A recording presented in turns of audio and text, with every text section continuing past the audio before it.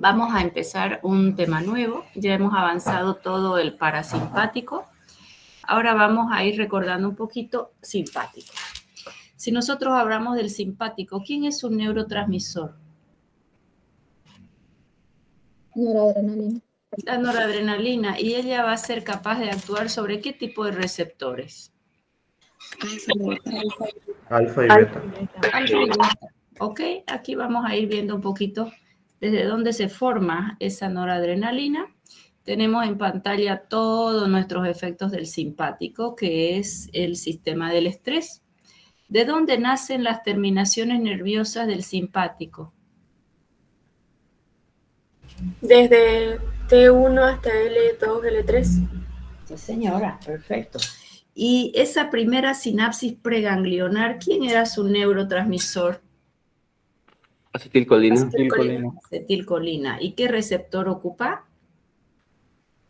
Nicotínico. Nicotínico, perfecto. Ya, eso lo habíamos revisado un poquito en bloqueadores neuromusculares. Ahora, en este sistema nervioso autónomo, ¿qué es lo que tenemos? Vamos a empezar con los fármacos simpático-miméticos, también llamados agonistas adrenérgicos. Son todos sinónimos. Si yo voy a hacer un simpático mimético o agonista adrenérgico, ¿qué es lo que vamos a hacer? Vamos a ocupar receptores adrenérgicos, pero si nosotros recordamos un poquito, receptores adrenérgicos tengo los alfa y tengo los beta. Entonces vamos a tener una clasificación interesante donde vamos a hacer agonistas alfa y agonistas beta. Bien. ¿De dónde nacen estos neurotransmisores? Si yo les pregunto, ¿quién es su precursor de la noradrenalina? ¿Qué me responden? ¿Cómo mi organismo forma noradrenalina? Por la dopamina, creo que es metilación de la dopamina. ¿Y antes? En mis alimentos. Ustedes ven mi pantalla, ¿verdad? Y ven mi... No me ven a mí, ¿verdad? ¿No ven mi cámara? No, doctora. No, doctora. Sí, acá me sale que la cámara tengo que reactivar, no sé qué, pero bueno, no importa. Si yo, dopamina me has dicho sí, antes de la noradrenalina está dopamina. ¿Y antes? La tirosina, ¿verdad? Exacto, va a ser a partir de un aminoácido que se llama tirosina. Y antes de la tirosina incluso la fenilalanina. O sea que yo quiero que ustedes piensen que todo el neurotransmisor que va a haber en nuestro cuerpo se va a formar a partir de aminoácidos. En este caso, su aminoácido precursor va a ser la tirosina y antes de la tirosina la fenilalanina. Si ustedes revisan, tenemos muchísimos alimentos ricos en fenilalanina y en fenil y en tirosina. ¿Ya? Entonces ahora vamos a ver un poquito cómo es que ellos se nos van formando. Esta lámina está interesante.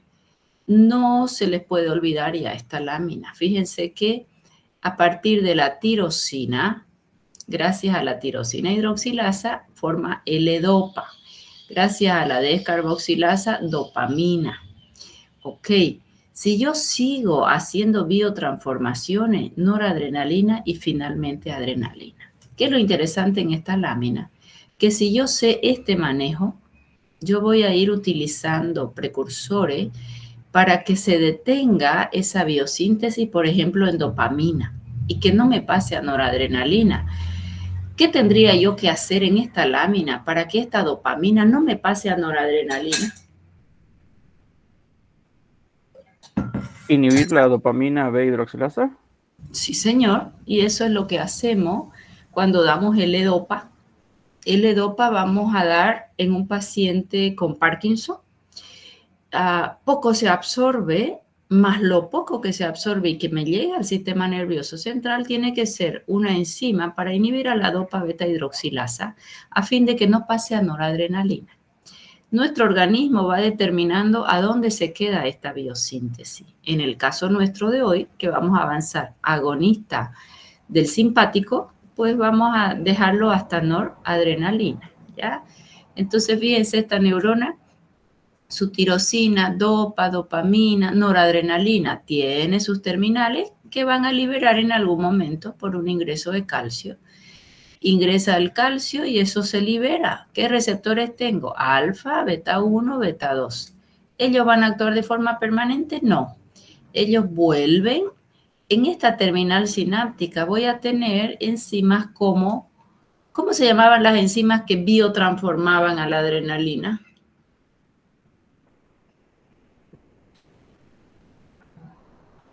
Vamos. Adrenalina y noradrenalina, las catecolaminas. ¿Cómo se llama la enzima que la biotransforma? Dos hay. ¿Sería la monoaminoxidasa 1? Extremadamente importante. Monoaminoxidasa y la catecol COMT, catecol ortometiltransferasa. A ver si razonamos. ¿Qué pasará en un paciente si yo le inhibo la monoaminoxidasa?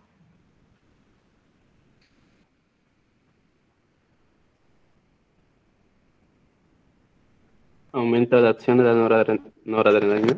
Ya. Y esos fueron los primeros antidepresivos que se usaron. Se creía que la depresión era solo una baja de noradrenalina. Entonces le dábamos un fármaco al paciente que inhibía monoaminoxidasa. ¿Y cuál era el resultado? Aumentar los niveles de noradrenalina. Y si aumento niveles de noradrenalina, ¿qué efecto adverso presentaban esos pacientes? Dolor de cabeza. ¿Por qué? Quiero que piensen en los más importantes. Quiero que aumenten esa noradrenalina en los órganos más importantes. Hablemos de corazón, hablemos de músculo liso del vaso. ¿Qué hace a nivel cardíaco una noradrenalina? ¿Y qué nos va a hacer a nivel del vaso? En corazón aumenta propiedades cardíacas y en vaso ¿Y en vaso? lo estimula, causando vasoconstricción. Sí, esos pacientes terminaban hipertensos y taquicárdicos. Se creía que solo la depresión era baja noradrenalina. Entonces, ese era el problema. Sin embargo, hoy sabemos que la depresión, ¿cuál es el neurotransmisor que yo debo aumentar? Serotonina, ¿no? Hacemos los inhibidores de recaptación de serotonina. Más a esa depresión, ya lo van a ver en psiquiatría, hay que ponerle su apellido. ¿Quién es su apellido? ¿Es una depresión con ansiedad? ¿Es una depresión sin ansiedad? Si es una depresión con ansiedad, ¿qué pasaba si yo uso un inhibidor de monoaminoxidasa, una tranilcipromina? Esos fueron los primeros que se usaron. Pues aumentaba más la ansiedad porque aumenta frecuencia cardíaca, aumenta hipertensión, ¿ok? Aumenta presión arterial. Entonces, fíjense ustedes que siempre tenemos que saber qué es lo que tengo en déficit en el organismo o qué es lo que está alterado para yo buscar mi objetivo terapéutico.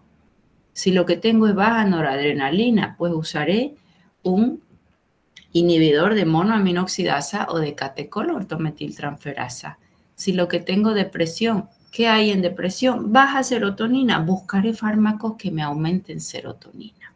Bien, entonces esto no olvidarse, ¿ya? Y eso, noradrenalina que actúa en receptor alfa, beta 1, beta 2. En esta terminal sináptica tenemos catecol ortometiltransferasa y monoaminoxidasa, pero dentro de la neurona, porque una parte es recaptada, hay principalmente monoaminoxidasa que lo biotransforma y le va dando algunos sustratos para volver a formar noradrenalina. Sin embargo, si ven acá, tengo algunos receptores del presináptico. Todos estos, alfa 1, beta 1 y beta 2, son del postsináptico y ahí le vamos a estudiar los fármacos que actúen en alfa, que actúen en beta. Sin embargo, aquí hay un alfa 2. Ese alfa 2, cuando es utilizado en el presináptico, solo se utiliza cuando había una liberación de noradrenalina extremadamente alta. ¿Para qué? Cuando hay mucha noradrenalina, ocupamos este alfa 2 Y al ocupar este alfa-2, le dice a esta neurona, ya no hagas más noradrenalina, está suficiente, ya se ha estresado demasiado, que le venga tranquilidad. Entonces, cuando ocupo el alfa-2, esta neurona ya no libera noradrenalina. Así, el episodio por el cual el paciente entró en estrés, ya el paciente se tranquilice, aunque mantenga el episodio, ¿de acuerdo? ¿Qué va a pasar si yo ocupo alfa-2? Disminuye liberación de noradrenalina, de acción central se llama, porque yo estoy trabajando en el presináptico. ¿Para qué usarían un fármaco agonista de receptores alfa-2? Agonista significa que hace lo mismo que el neurotransmisor. ¿Para qué usaríamos un agonista alfa-2? Vamos a hacer lo mismo que hace la noradrenalina en alfa-2. ¿Qué efecto voy a tener primero? Doctora, en un paciente asmático con su crisis, porque alfa-2 es músculo liso del bronquio broncodilatador. Acuérdate que los alfa en vaso ni en bronquio hay muy poquita densidad, porque si ellos fueran ocupados de forma agonista, vamos a tener broncoconstricción. Entonces, una protección de la vida te dice que noradrenalina en vasos actúa en beta-2 en mayor cantidad, no en alfa. Los alfa en músculo liso, el bronquio, no el vaso, tengo en baja densidad. Pero el efecto, ¿cuál es? Si yo ocupo este receptor alfa-2 de forma agonista, ¿qué voy a lograr? Ansiedad. A ver, me voy a expresar de nuevo. Cuando hay mucha noradrenalina, que tengas un episodio de estrés severo, viene y ocupa el alfa-2 y le dice a esta neurona, ya no hagas más noradrenalina. Entonces, ¿cuál es el efecto? ¿Más noradrenalina o menos? Menos. Ok, o sea que si yo soy agonista alfa-2, voy a tener menos liberación de noradrenalina. Perfecto. ¿En qué caso quiero que se libere menos noradrenalina? ¿Cuál era el órgano cuyo funcionamiento dependía de la noradrenalina de forma permanente, que era su tono normal? ¿Quién en tu cuerpo ahorita tiene un tono normal alfa o noradrenérgico? El vaso sanguíneo. Exacto. El vaso, así yo esté sentada parada de cabeza, tiene un tono alfa normal. Ese es su tono que yo le puedo modificar, sí, pero mi cuerpo lo hace alfa. Y él se alimenta de noradrenalina. ¿Qué va a pasar si a nivel central, aquí a esta neurona, en el presináptico, le estás disminuyendo la liberación de noradrenalina? ¿Qué va a pasar con el tono alfa del vaso? ¿Habría una vasodilatación? Sí, señor, había una vasodilatación y son vasodilatadores. Y si son vasodilatadores, ¿aumenta la presión o disminuye? Disminuye. Ok, ahí les presento un grupo de antihipertensivos. ¿Será de acción muy elevada o de baja acción? Si bloqueo los alfa. O si disminuye el tono alfa, no lo bloqueo. Son importantes. ¿Por qué? Porque lo que yo voy a lograr es que no se libere noradrenalina. El primero que se va a afectar es el vaso, porque el vaso tiene un tono alfa normal. ¿Son antihipertensivos? Sí. Se llaman agonistas alfa-2 y se utilizan no en primera elección. ¿Por qué no se utiliza en primera elección? Porque si yo estoy disminuyendo la liberación de noradrenalina, que va a bajar la presión, ¿qué más me va a producir si yo les bajo ahorita su noradrenalina? ¿Qué les va a pasar? Y encima que están en su cama mirando el techo.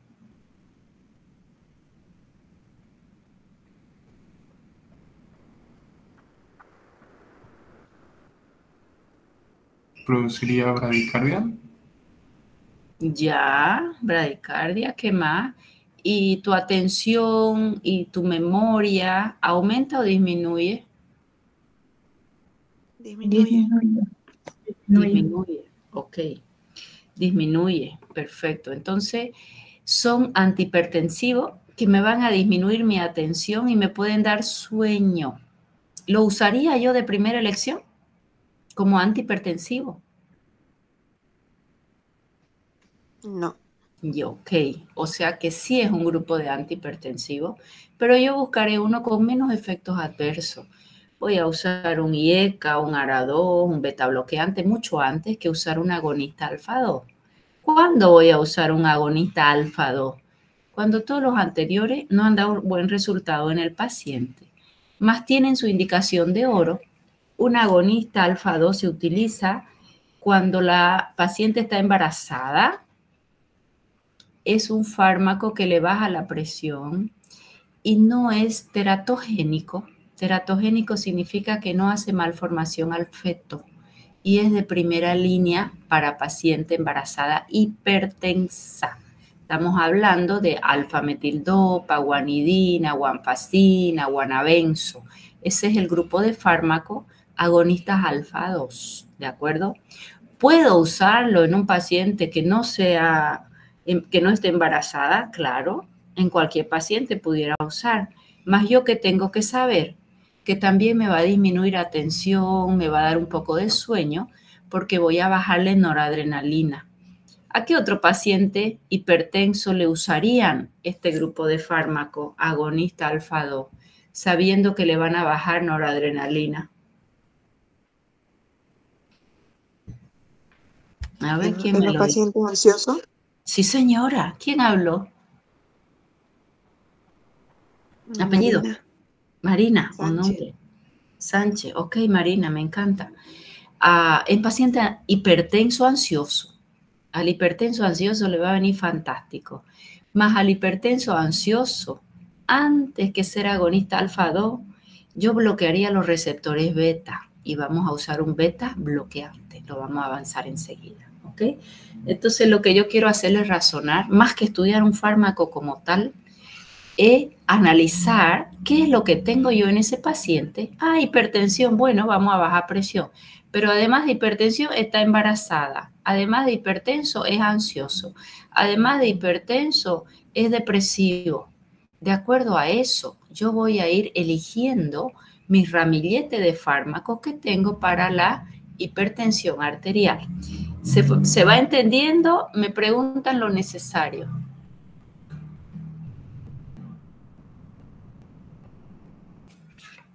Voy a ver si tengo más gente para entrar.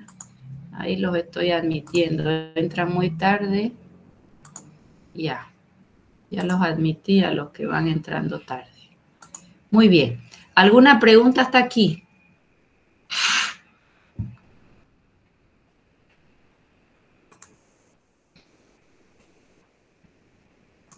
Ya los admití. Los voy a ir admitiendo cada 15 minutos, ¿ya? Bien. Ahora vamos a ir recordando las funciones de cada neurotransmisor del sistema simpático.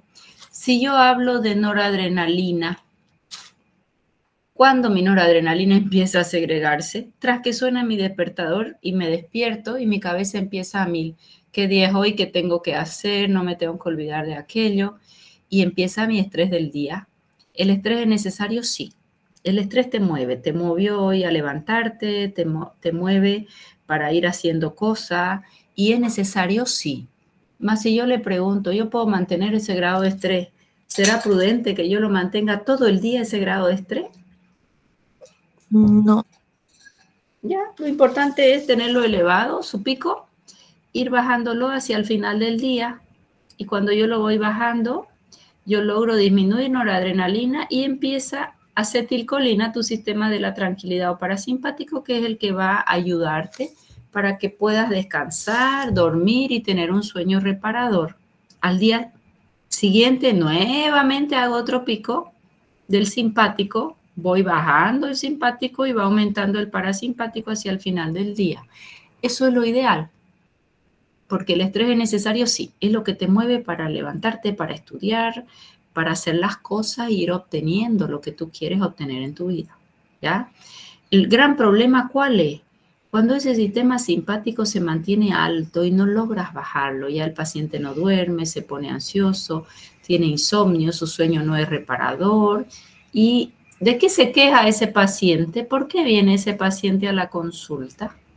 Ayer atendí a un paciente que me dice, doctora, yo soy un hombre saludable, todo está bien, o sea, no tengo una queja, no me duele nada, mi defecación es normal, o sea, todo está normal, pero yo he notado que me levanto cansado.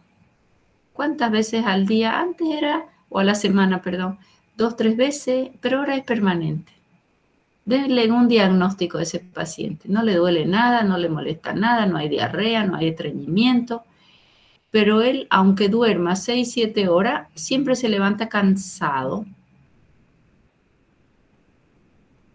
¿Qué pasó con ese paciente? ¿Por dónde empezamos? ¿Qué yo voy a pensar si se levanta cansado aunque duerma muchas horas? ¿Podría ser por una deficiencia de tirosina? Ya. En realidad la tirosina va a formar ¿qué? El L-Dopa, posteriormente dopamina. ¿Ya? Y si no tuviéramos tirosina, seríamos incapaces de poder sintetizar noradrenalina en el último caso. Ya, la tirosina va a formar a todos, es su precursor. En realidad, noradrenalina ya se agotó. Y es un paciente que ha tenido un estrés muy alto y su noradrenalina lo ha tenido a lo largo de su vida alto, alto, alto. No lograba bajarla y activar el parasimpático. Antes se le decía, es un sulmenage, como que trabajaste tanto y se agotó ya tu cerebro, tu cuerpo y vives cansado. Y te hacían la cura del sueño, te internaban 3 días y te dopan, que todavía lo hacen. Más eso se llama síndrome de fatiga crónica. Ese es su nombre de esa patología. Síndrome de fatiga crónica, haga lo que haga, está cansado. ¿Por qué? Porque quien hace la noradrenalina, la adrenalina, no la noradrenalina, es la glándula suprarrenal. Y la suprarrenal, ¿qué más hace? Tiene 3 capas, la glomerular, la fascicular y la reticular. Ella, además de hacer adrenalina, hace cortisol. Cortisol es mi hormona del estrés. Lo necesito, sí, y de pronto este paciente, su cortisol lo ha mantenido muchos años, trabajando muchas horas, descansando poco, y se aseguraba que tenga glucosa, su cortisol, que resuelva las cosas y que tenga energía aunque no duerme. Más esa glándula se agotó, por eso se llama fatiga crónica. ¿Qué va a pasar si mi suprarrenal se agota? Eso no se agota en 2 días ni en 3, ¿no? Es un estrés severo de tiempo. Él era jefe de los militares, ¿no? Este paciente. Ella jubilado, recién jubilado. ¿Qué pasa si yo agoto mi suprarrenal? Mi cortisol ya no se va a producir, se baja. También se baja adrenalina. Y ese paciente no entra en descanso, su sueño es no reparador, aunque ahora tenga las horas para dormir. Y vive cansado. ¿Qué tendrían que hacer ustedes ahí? ¿Qué puedo hacer? Es un agotamiento de mi glándula suprarrenal, baja el cortisol y baja adrenalina.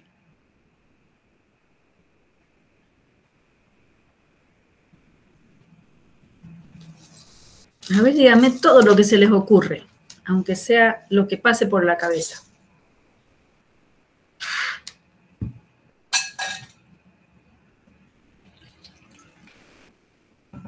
¿Qué le dan si está cansado?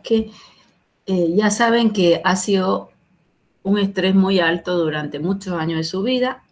Le miden cortisol bajito. Cansado vino a la consulta él. Y él se sonríe porque me dice, pregúnteme lo que quiera, está todo bien. Mi corazón está bien, la presión está bien, todo está bien. Por lo menos creo que está bien. No me duele nada, ni una uña. Pero yo me levanto, así duerma 10 horas, doctora, yo estoy cansada. No tengo disposición para hacer las cosas.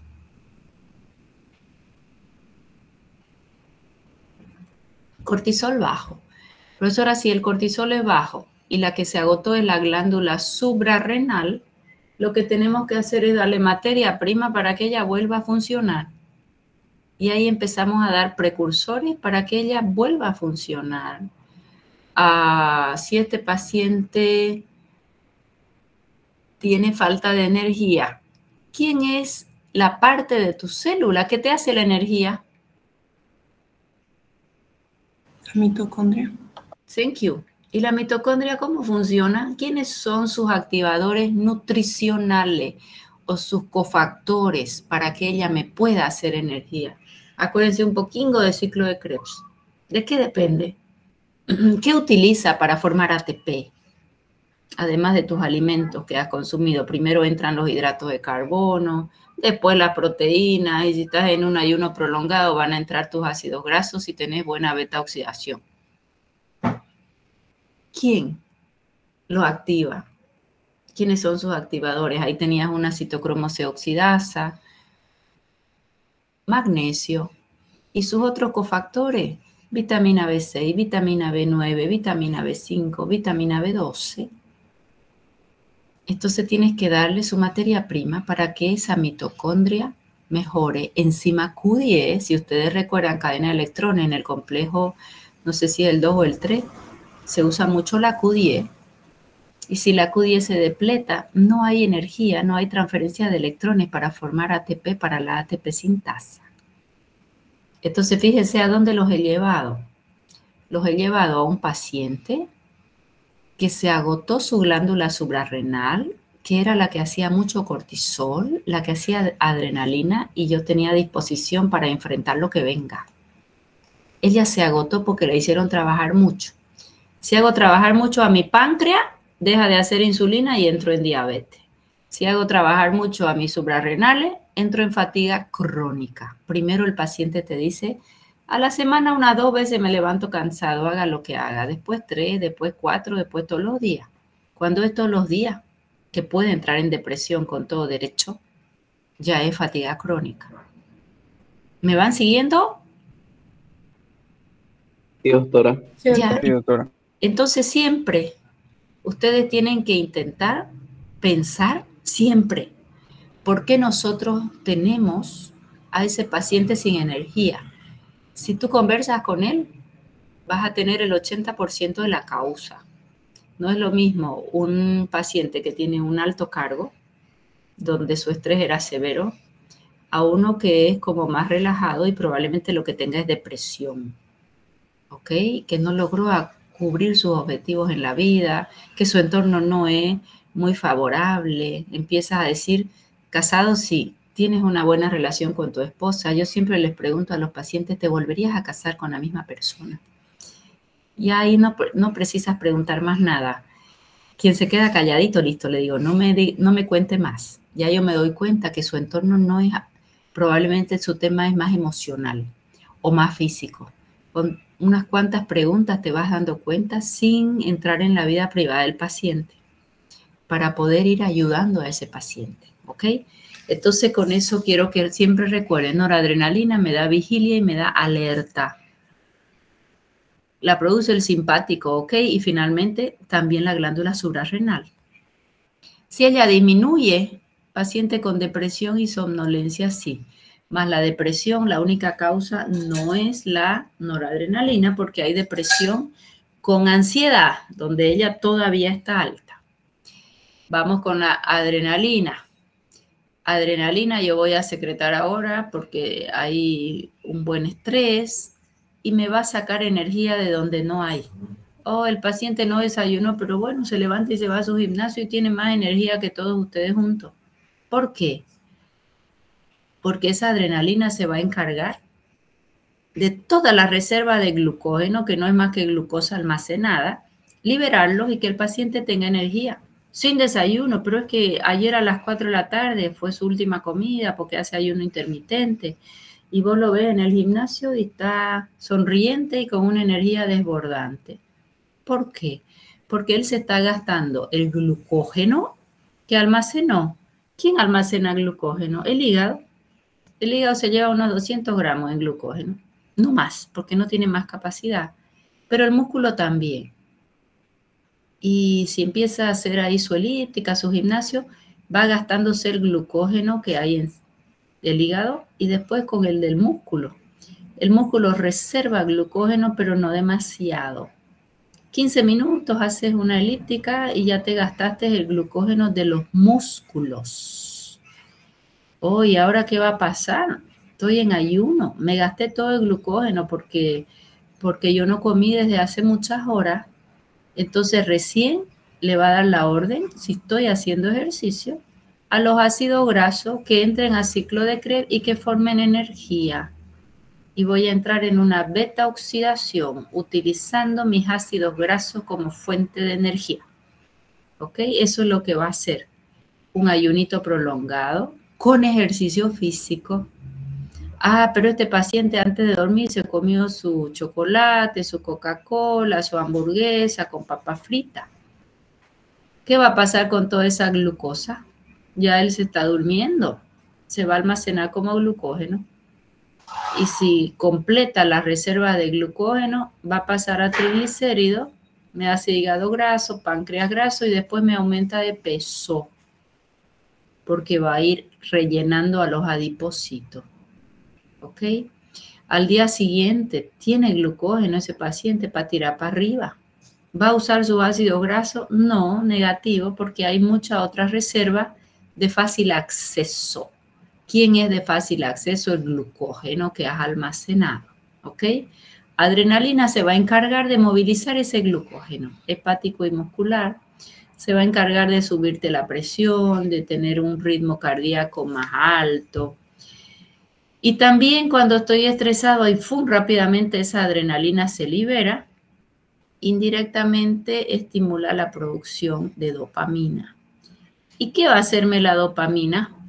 La dopamina me induce creatividad, hace que también yo tenga ciertos grados de atención y que yo me enfoque en algo. Ah, estoy mirando el techo ahorita, pero estoy escuchando a la profesora tratando de enfocarme, ni la estoy viendo y estoy muy cómodo tirado en mi cama.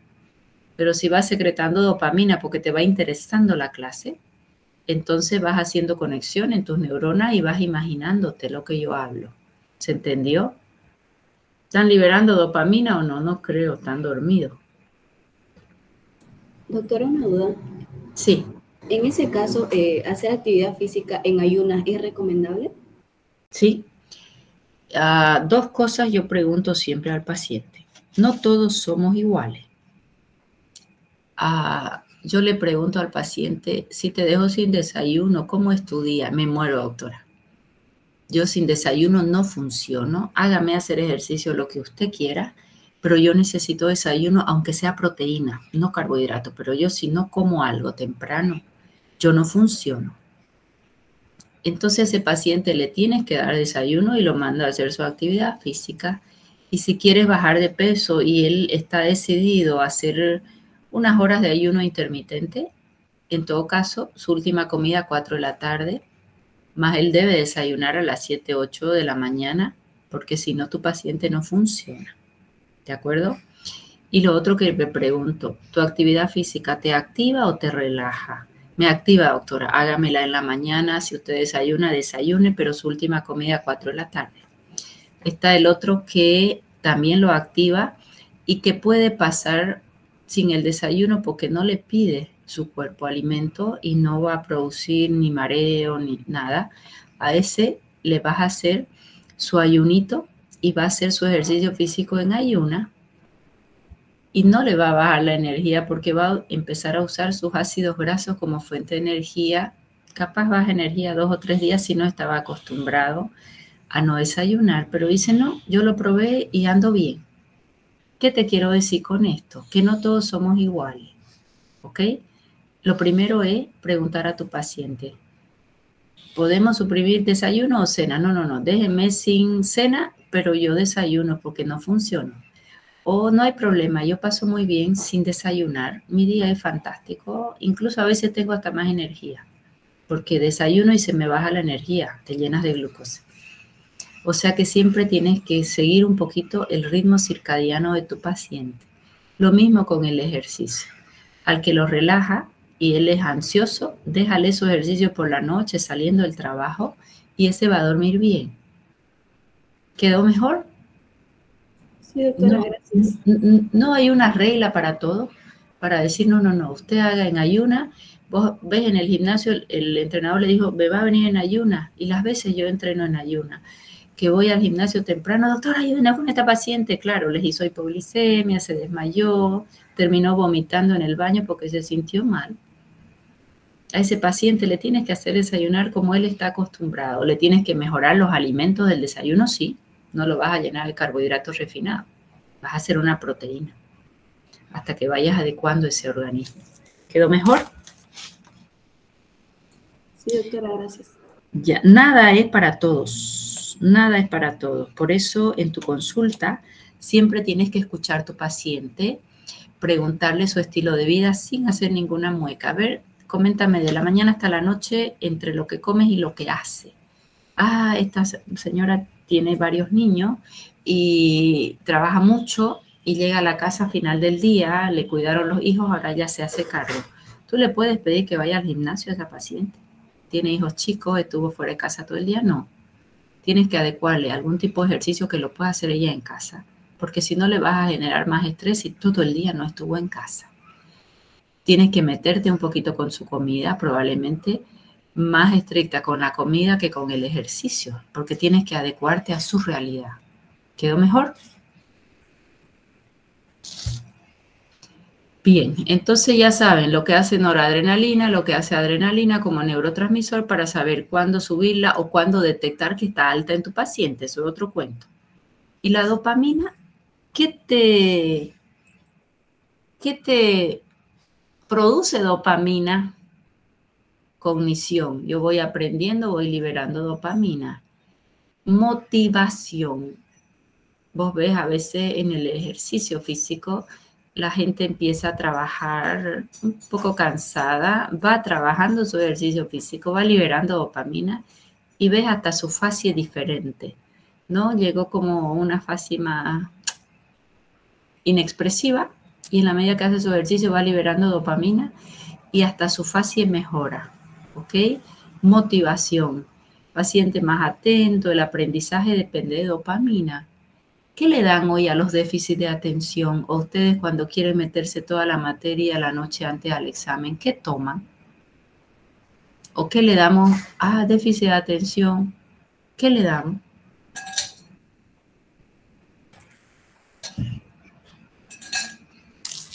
A ver, lárguense algo que yo sé que se toman de todo para estudiar, que no es la forma. Neurobimin. Neurobimin es lo de menos, pues, porque neurobimin es un concentrado de azúcar con vitamina B y cafeína. Pero también la cafeína, ¿qué hace? ¿Por qué me despierta? ¿Por qué me hace sentir bien? ¿Por qué me da energía? Porque sube dopamina. Y al subir dopamina, me da bienestar. Yo me siento mejor, se aclaró mi mente, estaba media con sueño y ¡fum! Mi cafecito me despierta. Pero dura poco y se baja rápido. Y si dura poco y se baja rápido, ¿qué hago? Volver a tomar otra. Exacto. Y tengo pacientes que toman 8 tazas de café expreso por día. Generalmente los jefes de banco.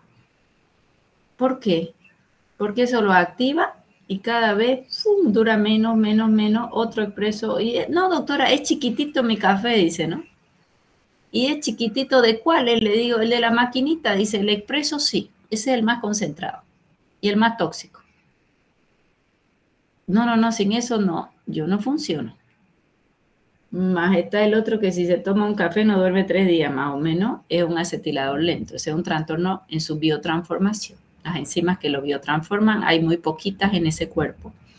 Entonces ahí tenemos este paciente con acetilador rápido lento, ese es otro cuento. Pero el café me sube dopamina. ¿Qué más me sube dopamina? Todo lo que genera adicción. Ah, me encantan los jueguitos del internet y me puedo sumergir 10 horas ahí. Si no es que tu madre viene y te saca, ya deja eso, ven a comer, ven a estudiar, ¿qué tienes que hacer? Te sube dopamina. todo lo que genera adicción te sube, es por subida de dopamina. No, chocolate. Quíteme todo menos mi chocolate. Todo el día chocolate. ¿Por qué? Porque te sube dopamina. Marihuana te sube dopamina y te saca ya hasta de la realidad y te hace ciertos grados de trastornos de la realidad. Tu mundo estaba horrible, te sientes mal, consumes marihuana y ¡fum! Te subió dopamina, te sientes conectado con la vida, con las personas. ¿Por qué? Porque te sube dopamina en exceso y eso sale fuera de la realidad. Cuando ella baja, el paciente se siente peor. Entonces, ¿qué haces? Vuelves a consumir. Todo lo que genera dopamina en exceso te va a hacer adictogénico. La gente que secreta mucha dopamina haciendo ejercicio físico se vuelven fanáticos y se vuelven buenísimos en lo que hacen porque cada vez van a exigir más a su cuerpo porque les genera bienestar. Más si eso fue en exceso, ya no le va a generar bienestar. ¿Ok? Si generas dopamina cocinando, vas a ser un buen chef. Si generas dopamina estudiando, atendiendo, investigando, vas a ser un buen profesional, un buen médico en este caso. Quien genera dopamina teniendo una relación sexual probablemente se vuelva adicto. ¿Qué estoy queriendo decir? Que el exceso no es bueno. Difícil es mantener una dopamina alta y automáticamente tu cuerpo va a ir a buscar sustancias que te generen dopamina sin hacer vos esfuerzo. Y ahí vienen las anfetaminas, ahí viene el uso de la marihuana, el uso de la cocaína. ¿Qué hace la cocaína? Inhibe la recaptación de dopamina y de noradrenalina para que te dure más tiempo. Y cada vez eso dura menos. Entonces el cocainómano vuelve a querer consumir porque su síndrome de abstinencia es terrible. ¿Está claro lo que digo? Sí, otra. Ya. Eso metido en su cerebro, ¿ya? Metido en su cerebro. Esa dopamina, hay un libro que se llama Generación Dopamina. Es la generación de gente que les va a tocar atender a ustedes. Léanlo ese libro, está bellísimo. Es una psiquiatra alemana, yo lo tengo. Después les mando fotos para el que lo quiera buscar ahí en internet, ¿ya? Y ahí te habla esta psiquiatra de cómo ella atiende adicción a dopamina, adicciones. La palabra adicción ya te está diciendo dopamina alta. Y ahí cada caso te va mostrando cómo el paciente consigue subir su dopamina y después se dan cuenta que son adictos y quieren salir de la adicción y ella trata las adicciones, ¿ya? En buen libro. Bien, entonces la dopamina en buena concentración es necesaria, sí. Yo aprendo, yo me enfoco, yo disfruto. Entonces, ¿qué vamos a hacer con un déficit de atención? Metilfenidato es lo que más usan. Ah, no, doctora, sin esto no lo mando a mi niño que tiene déficit de atención.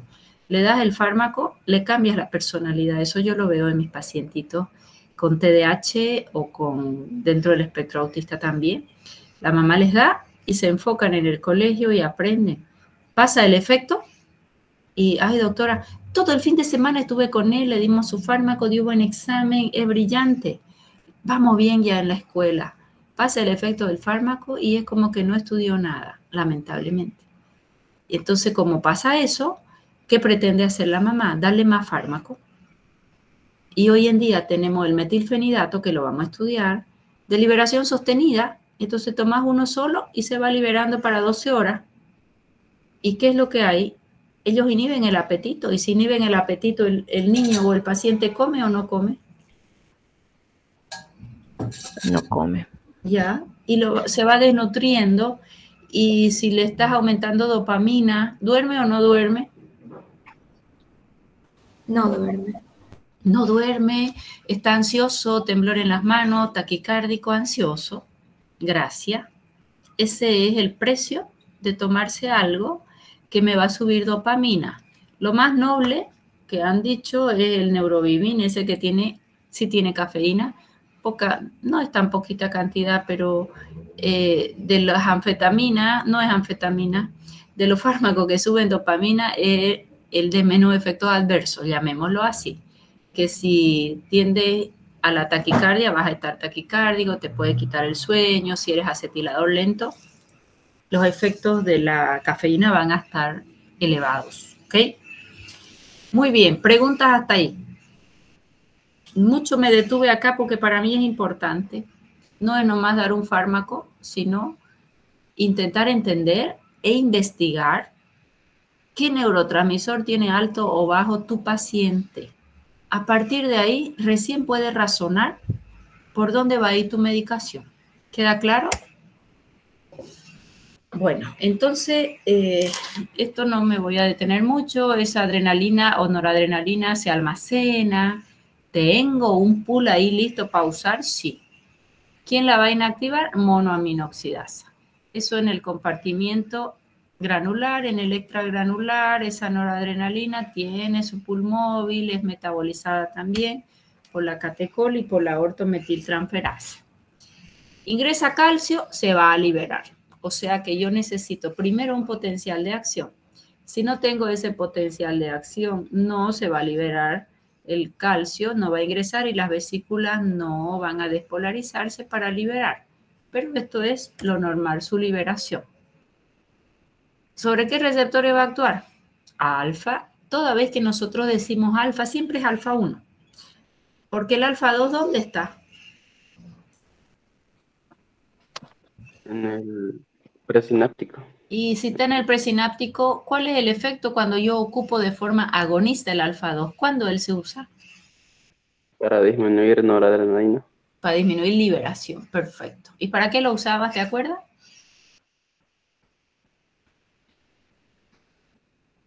A ver quién se acuerda. ¿Para qué usábamos estos agonistas alfa 2? Para la ansiedad. Para la ansiedad, ya, pero principalmente para... Las embarazadas. Embarazadas y hipertensas. Ahora sí, para hipertensión que cursa con ansiedad y de primera elección en las pacientes embarazadas que son hipertensas porque son no teratogénicos. No le puedes dar ni un IECA, ni un enalapril, ni un losartán, beta bloqueante, solo los nuevos. ¿Ok? Es una primera elección. Entonces, y los beta 1, beta 2 y beta 3. El beta 1 es cardíaco, el beta 2 en los otros órganos y el beta 3 en tejido adiposo. Ellos están en estudio porque si son los fármacos agonistas del beta 3, probablemente, agonistas no antagonistas, probablemente ellos tienen una acción lipolítica y hacen lipólisis, y si hacen lipólisis el paciente bajaría de peso, ¿ya? Pero todavía no están lanzados los fármacos con beta 3. Acá tenemos una recaptación de la misma neurona. Cuando ya liberó su noradrenalina, va a volver a recaptarse. ¿Qué porcentaje se recapta? Por lo menos un 80%.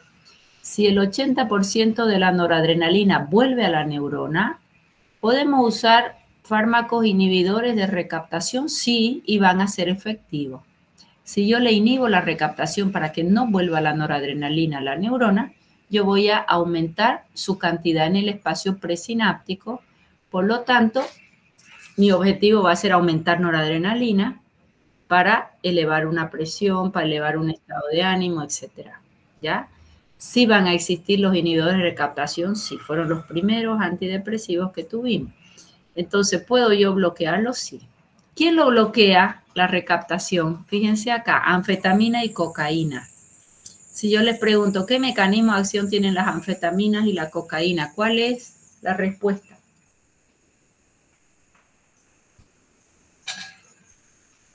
Inhiben la recaptación. Gracias. Inhibe recaptación de noradrenalina y también de dopamina. Hace que ellas estén en mayor concentración en el espacio sináptico, aumentando su actividad. Fuera de la neurona, algo es también captado, pero más que todo es biotransformado. O sea que el concepto que me queda aquí claro es que el 80% de la noradrenalina es recaptada, vuelve para guardarse nuevamente y volverse a liberar. ¿Quién no era recaptada hasta donde hemos avanzado nosotros en los capítulos del autónomo? Que era biotransformada y no recaptada. La acetilcolina. Sí. Acetilcolina era biotransformada por acetilcolinesterasa y ella no vuelve. Ese era un problema, ¿por qué? Porque la acetilcolina me mejora mi atención y mi memoria y no tengo un inhibidor de recaptación, porque ella es biotransformada en el sitio de acción. Sin embargo, estas adrenérgicas, sí, noradrenalina vuelve a ser recaptada, serotonina también vuelve a ser recaptada. Bien, su metabolismo, entonces, la monoaminoxidasa la tengo dentro de la neurona y fuera de la neurona. En la superficie de la mitocondria abunda, ¿ya? Existe una monoaminoxidasa A y una B, eso ya lo vamos a ir distinguiendo a lo largo del tema. Y la catecol-ortometiltransferasa, esa no está dentro de la neurona, sino fuera de la neurona, ¿ya? También la biotransforma, también. ¿Qué es lo que vamos a hacer con ellos? Vamos a recordar un poquito dónde es que ellas actúan o qué es lo que hacen.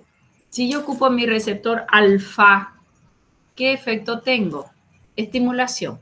Si es el músculo liso del vaso, si yo estimulo, hay vasoconstricción, eleva la RPV, eleva presión arterial. ¿Para qué usarían un agonista alfa?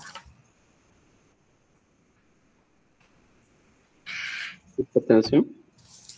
Hipertensión, lo matas, porque si es agonista va a estimular, hay más vasoconstricción y va a aumentar la presión arterial. Hipotensión, dijo. Perdón, está sorda la doctora, sabe que de un lado no escucho, ¿no? Hipotensión sí, más no para cualquier hipotensión. ¿Por qué? Porque vos estás actuando sobre el neurotransmisor que me controla mi presión y una vez lo estimulaste ya no hay vuelta atrás. Ok, en hipotensión. No una hipotensión leve, sino una hipotensión importante. Ya, bueno, seguimos. Alfa, siempre que decimos alfa, es alfa 1. Y si yo soy agonista alfa 2, simplemente esa neurona ya no va a liberar más noradrenalina y al disminuir, pues me va a bajar presión. Uno es hipotensor y el otro es hipertensor, según si es agonista, alfa 1 o alfa 2. Los betas, siempre que decimos beta, es beta 2, a no ser que yo hable a nivel cardíaco. A nivel cardíaco siempre beta 1. Alfa estimula, entonces beta inhibe, excepto en corazón donde hay una estimulación. ¿Para qué usaría un agonista beta cardíaco? Para un paro cardíaco. Porque es estimulante, sí señora. ¿Para qué más? Bradicardia. Y un beta no cardíaco, un beta 2 en bronquio, por ejemplo, ¿qué va a hacer un agonista beta 2 en bronquio? Broncodilatación. Sí, son los broncodilatadores por excelencia, los mejores. Agonistas adrenérgicos beta 2. ¿Por qué? Porque alfa estimula y beta inhibe. Y si inhibe hay una relajación en músculo liso del bronquio, por eso hay una broncodilatación. Y en el útero grávido, ¿qué hará un agonista beta 2? Disminuye las contracciones uterinas. Muy bien, disminuye frecuencia de contracciones uterinas, útil en una amenaza de parto prematuro, si pasó la semana 20, o amenaza de aborto, si no pasó la semana 20. Muy bien. Y ahí tenemos los efectos. Alfa en músculo liso, alfa en la pupila, alfa corazón es mínimo, alfa 2 son presinápticos. Ojo, las plaquetas tienen también alfa 2, pero el más importante y los adipocitos es el presináptico. Beta 1 cardíaco, beta 2 en músculo liso, del bronquio, del útero, del vaso. Hay también en el hígado y en el páncreas, eso es interesante.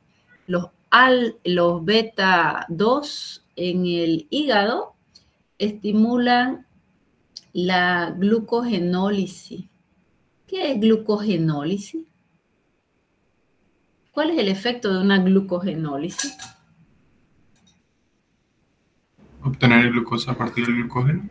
Sí, liberar, partir el glucógeno para liberar glucosa. Entonces ellos hacen hiperglicemia. Y en el páncreas disminuye la liberación de insulina. Si disminuye liberación de insulina, voy a tener hiperglicemia. Es el efecto de los agonistas beta 2. Ya vamos a ir viendo órgano por órgano. Los beta 3 en el adipocito.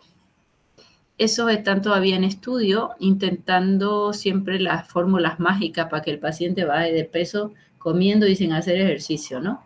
Eso siempre pretende la industria.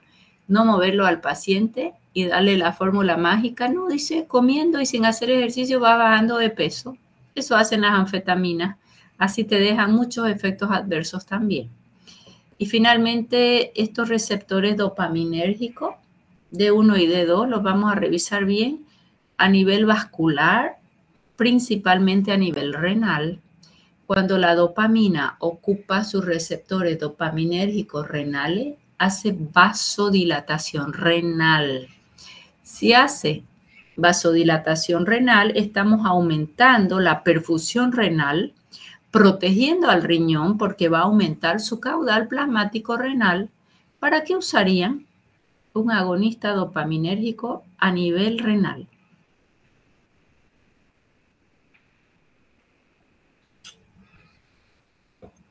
Cuando el ¿Perdón? Perdón, doctora. ¿De qué puede ser cuando haya una hipovolemia y yo quiero, no sé, aumentar la perfusión renal para evitar una insuficiencia renal aguda?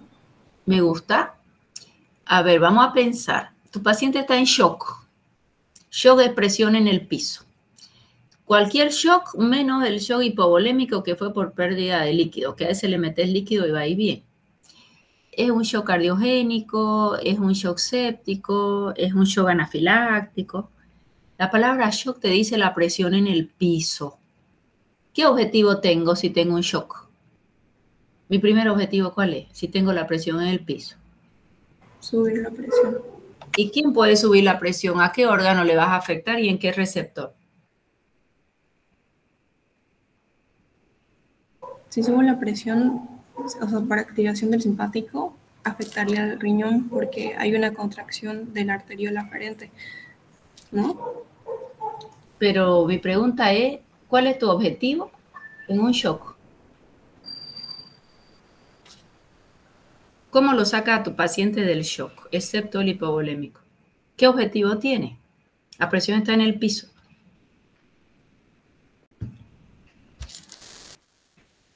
Aumentar la presión. Aumentar presión, profesora. Aumentar presión. ¿Quién es el órgano que va a responder más a la presión? Son los vasos. ¿Y cuál es el receptor que manda para subir la presión? Alfa. ¿Qué vas a usar? Agonista alfa, no negociable. Y si hay agonista alfa, ¿hay vasoconstricción o vasodilatación? Vasoconstricción. Ya. Y si hay vasoconstricción, ¿qué le pasa a tu riñoncito? Si hay vasoconstricción, ¿filtra más o filtra menos? Menos. Menos. Disminuye su caudal plasmático y le puedes hacer insuficiencia renal. Gran problema. El paciente lo sacaste del shock y lo dejaste con insuficiencia renal. Más vamos a estudiar un fármaco que se llama dopamina, que ella, con dosis baja, ya hace vasodilatación renal. Le vas aumentando la dosis y sí va a tener un efecto alfa y va a subir la presión, va a sacarlo al paciente del shock, protegiendo al riñón. Porque cuando tú ocupas el receptor dopaminérgico renal, solo en el riñón hay vasodilatación, aunque todo tu cuerpo haya vasoconstricción para subir presión. ¿Quedó clarísimo? Sí, doctora. A ver, vamos a ver si piensan. Si yo les digo que la adrenalina a dosis alta empieza con A, es efecto alfa, empieza con A. Dosis alta, efecto alfa. Si yo les digo, háganme, ¿qué efecto va a tener una adrenalina? Viene la ampolla de 1 miligramo en 1 ml con una dilución de 1000. ¿Qué efecto tengo a nivel general en receptores alfa? Vasoconstricción. ¿Te sirve en shock? Sí. ¿Más qué le va a pasar al riñón? Vasoconstricción. Y el gran riesgo que si la usas prolongada puedes hacer insuficiencia renal y ya se quedó tu paciente. Pero ¿qué pasa si le das dopamina? dopamina también va a tener un efecto alfa a una dosis alta, pero desde el inicio la dopamina es agonista dopaminérgico renal y hace vasodilatación renal. ¿Cuál de los dos va a proteger el riñón? Dopamina. Ya. A veces el paciente tiene muerte cerebral y se va apagando ya, va bajando la presión y ese paciente va para un trasplante renal, es un donador. Si ya hay muerte cerebral confirmado y el paciente firmó que es un donante o la familia, ¿qué toca hacer? ¿Vos esperas que el paciente vaya apagándose? Sí. Le van manteniendo la presión o ya no hacen más nada para mantener presión, pero si el órgano que van a extraer es el riñón, se le da solo protección renal y la dopamina, dosis bajita, solo tiene el efecto dopa. Me vasodilata el riñón para asegurarnos que ese riñón siga filtrando bien hasta el momento de su cirugía donde se van a extraer sus riñones. ¿Se entendió? O sea que fíjense que esa dopamina que vamos a estudiar como vasoactiva, voy a tener desde baja dosis un efecto protector renal. Ese es el efecto dopaminérgico. A diferencia de una noradrenalina o de una adrenalina, que solo hacen alfa en todos lados, riñón incluido. En cambio, la dopamina es una vasoactiva que tiene un efecto primero dopaminérgico renal, vasodilatadora o protectora renal. Bien. Acá tenemos esta lámina interesante, los mecanismos de acción de todos los agonistas adrenérgicos. A ver, vamos a ir mirando y razonando y después vamos a entrar a cada uno. ¿Qué es la tirosina? Precursor de la noradrenalina. Es De la un dopamina. aminoácido precursor de las catecolaminas, porque es noradrenalina, adrenalina, dopamina. Aminoácidos, ¿los aminoácidos de dónde vienen? De mi comida. Y antes de tirosina, fenilalanina. La fenilalanina también puede formar tirosina. Es un aminoácido. ¿De dónde viene? De las proteínas de mi comida. Pueden buscar en su celular ahí alimentos ricos en tirosina. A ver, busquen rápidamente alimentos ricos en tirosina. Y si yo sé que ella va a formar noradrenalina, esos alimentos hay que disminuirlos en un hipertenso. De memoria, ¿qué le dice el médico al hipertenso? ¿Qué alimentos tiene que bajar? Los alimentos ricos en sales. Pero nómbramelo. Porque bueno, la sal es otro cuento, ¿no? La sal puede venir solita. Está en mi salero y no es un alimento. Es un mineral. ¿Qué alimento? La soya. No, la soya le saca ¿qué se llama? Al paciente hipotiroideo en realidad porque le va a trastocar a su tiroperoxidasa. Nómbrenme alimento que el médico le dijo al hipertenso que no coma. Va a bajar la sal, le pone de primero, pues, ¿no? Que su salero baje. Ok, que le den en lugar de cloruro de sodio, cloruro de potasio, que el potasio también da un sabor saladito, pero no sube la presión, al contrario. Alimentos quiero, ricos en tirosina, busquen rapidito. ¿Productos lácteos? Carne roja, semillas. No, se están aplazando. Déjenle la carne nomás, pobre hipertenso. Yo puedo comerme un bife sin sal y no me va a hacer daño. Busquen alimentos ricos en tirosina. ¿El queso? El queso. ¿Qué más? Va a comer queso, pero muy chiquitito. Aguacate. ¿Ah? Un majadito de charque, por ejemplo, no es lo mismo que un majadito que no le has puesto casi sal. ¿Qué más? Los embutidos son altos en tirosina. ¿Qué más? El vino tiene alta tirosina también. ¿Qué más? ¿Atún? El atún va a tener buena concentración de sal porque además es un conservante. Embutidos, enlatados, pepinillos, aceitunas, queso. Todo eso es rico en tirosina. ¿Ya? Entonces, alimentos ricos en tirosina, ¿para qué? Para que no tengamos tanta materia prima. Y si tu paciente está deprimido, y quieres aumentarle dopamina y noradrenalina y deprimido, hipotenso, no quiere levantarse de la cama. ¿Aumentas alimentos ricos en tirosina o lo disminuyes? ¿Qué busca ese paciente para tratar? El cuerpo siempre te pide lo que le falta. ¿Qué busca ese paciente depresivo para sentirse un poquito mejor? Chocolate. Chocolate, café. Dulce. Ok. Va a buscar carbohidrato dulce. Y el que es hipotenso, carbohidrato salado. Carbohidrato salado que es una empanada frita. Es un carbohidrato, sí, pero saladito. Mi cuerpo me pide salado, dice el hipotenso, es así. Aunque sea, se pone sal debajo de la lengua y se siente mejor. Eso es automático, ¿ya? Bien, entonces esa tirosina va a llegar a formar noradrenalina. Yo voy moviendo mi cursor, ¿eso se ve, no?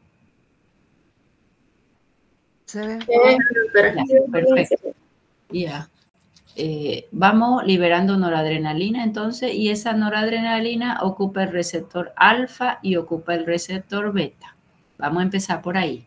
Tengo fármaco agonista alfa, sí.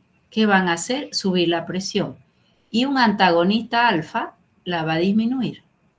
Receptor beta, ¿qué voy a estudiar? Agonistas beta van a ser broncodilatadores, tocolíticos, porque disminuyen la frecuencia de contracciones uterinas, pero tengo un bloqueador del beta, un beta bloqueante. Aquí están los fármacos agonistas y antagonistas. Solo vamos a ir razonando, vamos a avanzar cada uno. Si yo lo bloqueo, aumenta frecuencia de contracciones uterinas. Esa noradrenalina vuelve a ser recaptada.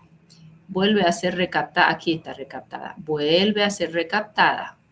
El 80%, dijimos 20% lo perdemos por biotransformación en el espacio sináptico. Si ella vuelve a ser recaptada, ¿qué puedo hacer? Puedo bloquear su recaptación.